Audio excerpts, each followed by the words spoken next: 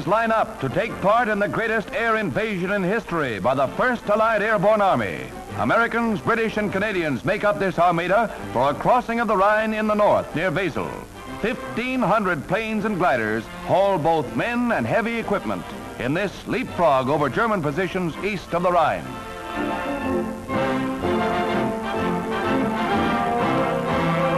This trip is really necessary for victory as the first planes get away. Tow ropes are carefully guided to avoid fatal snarls.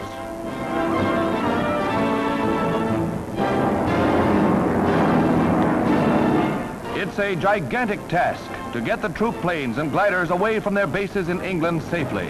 A job without precedent in military annals. Takeoff instructions go to the transports when the gliders are once on their way.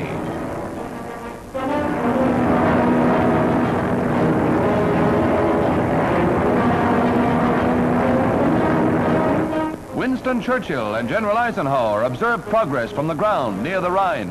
And then the Prime Minister takes a vantage point with Sir Alan Brooke as plane after plane nears the objective. 8th Air Force and British cameramen made these pictures as the men alert for the jump. And this is it. The C-46 plane enables the men to drop from both sides, 18 at a time, speeding up the operation. In a matter of seconds, the sky is filled with billowing parachutes.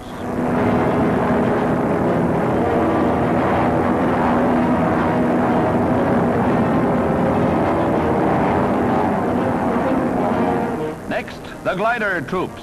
The pilot releases the tow rope and the sailplane zooms to a landing. With the precision that comes from long planning, the invasion goes forward on schedule.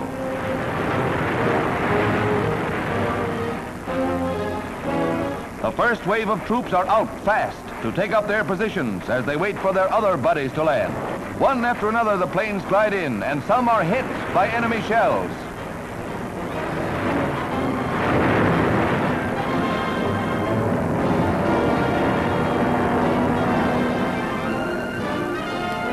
A troop carrier falls in flames, caught in anti-aircraft fire.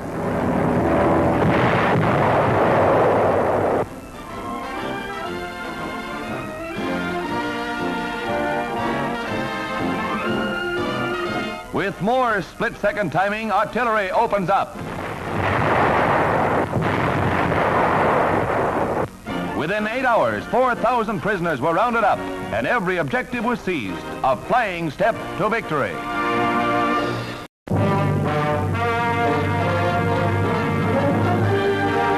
Anti-mine tanks clear a path along the Western Front. The flails detonate the mines.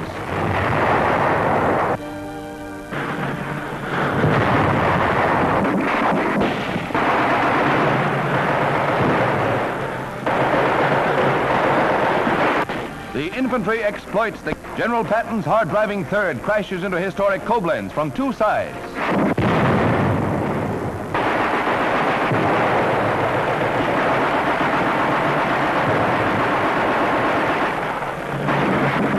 Right on the heels of the Yanks is Universal's Tom Priestley, who can generally be found where the going is hottest.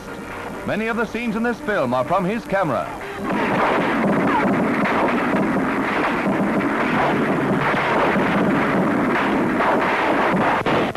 The mop-up continues, street by street.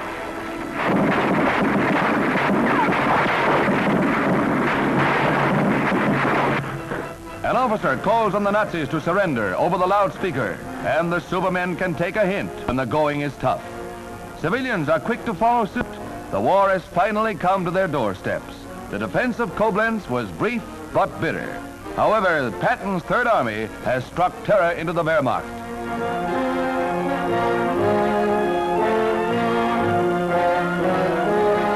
Could be a Hitler hangover, or maybe just a Patton pasting. Another rail center is paralyzed.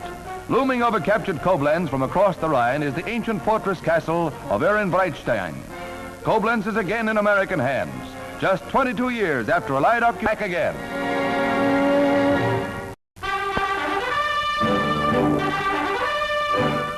This giant French seaplane, powered by 6 motors, was developed during the occupation of France under the very noses of the Gestapo. The methods by which the plane was built, in spite of the Gestapo, are as secret as the plane's specifications. This plane represents France's bid for a place in post-war air commerce.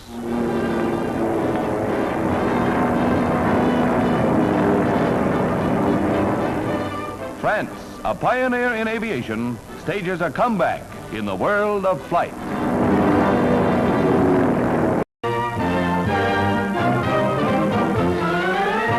Bastogne in Belgium will long be remembered as the site of the heroic stand of the isolated 101st Airborne Division. Supreme Commander Eisenhower, in the midst of historic battlefields, honors the Screaming Eagles in a ceremony without parallel in war history. It is a great personal honor for me to be here today, to take part in a ceremony that is unique in American history.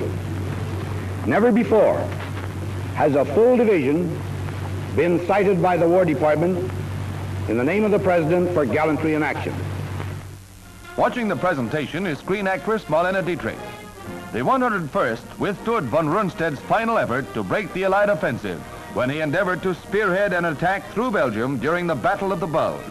General Eisenhower himself salutes the heroic division, whose commander, General McAuliffe, turned down the German demand for surrender with the famous word, nuts.